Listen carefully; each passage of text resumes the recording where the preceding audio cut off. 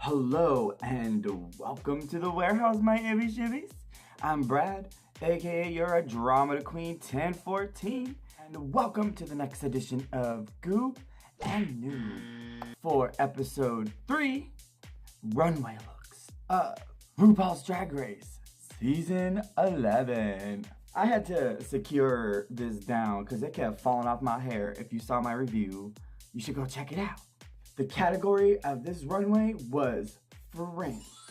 And first up was Honey Davenport. And I gave Honey Davenport an uber goob. She looked so sickening in that bodysuit with that dramatic fucking hat. Oh, girl.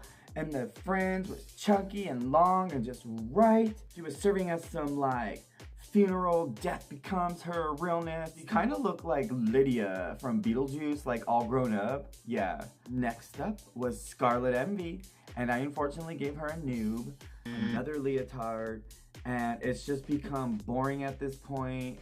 It's been 11 seasons, and we've seen hundreds of bodysuits. Fringe also wasn't too dramatic, kind of got lost. It benefited if she used longer fringe. Also, I think she should have worn a darker hair, so I just had to give it a noob.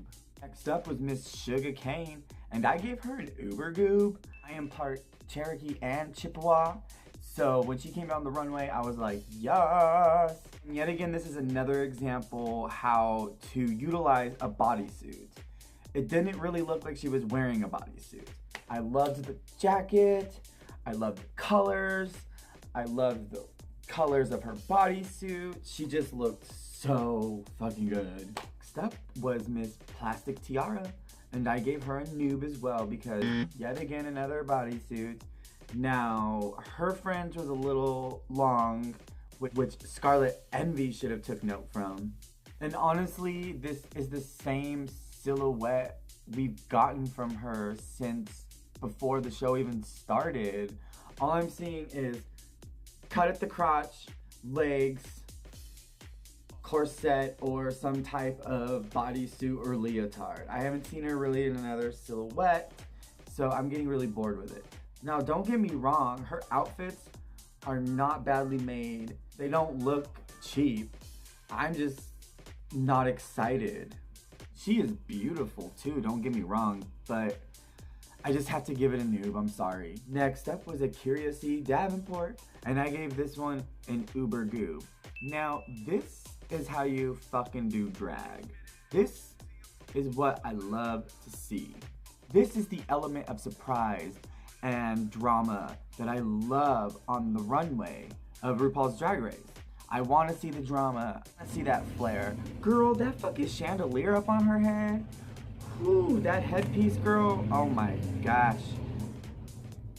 Just uber goob. This is how you do drag. There's nothing more to say about this outfit. Next up was Miss OHara, and I'm sorry, but I had to give this one a noob. Another bodysuit. This one was like the judges said, it didn't really match up in comparison to everybody else on the runway, which was true. If Scarlett would have taken off her gloves, her outfit wouldn't look that cheap. So compared to Scarlett and Plastique so far, this one looked a little cheap. And honestly, we see this in the clubs all the time. You keep seeing it on Drag Race like I mentioned before. So I'm bored with it. And we've seen her boots before at least once prior to this, so honestly that hair was not okay either. Next up was Miss Mina West, and I gave her an uber goob. I just loved this. I didn't see mushroom, I didn't see mop. I saw that one dog. I can't remember what it is, but I'll insert it in the audio here. The Commodore. It looks like one of those dogs when she came out, and I'm like, yes. That fringe was all sparkly and gorgeous. I love the little helmet top piece that she had. It was just like flowing everywhere, and it just really had a nice movement, both the headpiece and the silhouette. It was just awesome. She was selling the fuck out of it. She looked good.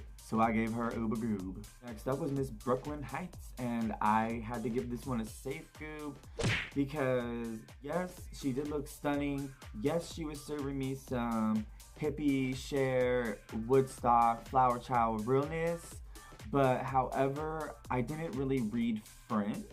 And it wasn't as exciting as the other looks that we have seen on the runway thus far in the lineup. Next up was Miss Vanessa Vanjie Mateo, and I gave her a noob, unfortunately, because, again, another bodysuit, another leotard, more red. The nude illusion was not that nude illusion. I'll give her a goob from here up.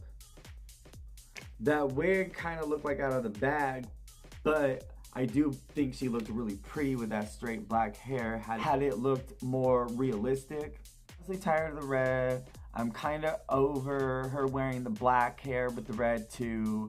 I really want to see her in something different. Next up was Miss Evie Oddly, and I gave this one a motherfucking Uber Goob. Yes. She came out serving fucking, like Rue said, calamari realness. Jellyfish looking beautiful in that pink. That fringe was just everywhere. That umbrella, so cartoony, so anime. Now see, this is what I tune into Drag Race for when it comes to the runways. Since I'm a drag queen, I always think what I would do on the runway, so I always look forward to the runways. And I just love seeing, you know, conceptual pieces, fun pieces, quirky pieces, avant-garde pieces, pieces that make statements, that are dramatic, outfits or runways that look like it put a lot of time into thinking what you were gonna do and there's a story behind it. That's what I like. And so far for the runway, my eyes have been on her because she is serving the fuck out of the runways this season. She just has such a great eye, and the conceptions that she bursts on that stage are just incredible. So Uber Goob. Enough about Evie Oddly. Next up was Miss Mercedes Iman Diamond, and I had to give her a noob. Now, I love a neon green and black color combo, but this one was muddy, it got lost. There was absolutely no need for this camo up here. The neon green fringe just swallowed up whatever black that she was trying to showcase on the outfit. And honestly, she just looked like Miss Jade from Mortal Kombat was getting married to Raiden, and Melina was her fucking dress designer, and Melina was jealous and tried to fuck Jade over. Sorry, not sorry. She had to get a noob, I'm sorry. Next up was Silky Nutmeg Ganache, and I also gave her a noob. I'm starting to notice that she doesn't really cinch. I don't know, I'm a little ignorant to this, but I don't know if bigger girls who do drag usually cinch or not. But Silky, I believe, should cinch because I'm not getting body shape from her when she doesn't cinch. You know, she has this because she's a man. You know, there's no this. She would benefit from cinching if she's not. Just like Vanjie and how I'm getting over this red with her, I am also getting over this blue with Miss Silky Ganache. That's all she's been pretty much wearing this whole time. And again, because she wasn't cinched and the fringe was so big, it was unflattering and it just made her look a little bigger than she is. And she really needs to stop wearing these biscuit shoes. She needs to start wearing other shoes. And I was a little confused with the makeup with the outfit. Was she going to like a Kesha or a Kiss concert or something? Last but not least, Miss Ariane Versace. And I gave this one a noob too because I did not really read fringe at all on those paillettes. They just looked like paillettes. It was nicely cut, it fit her nice. But again, with Silky and Vanjie and their color palettes, I'm a little tired of her color palette.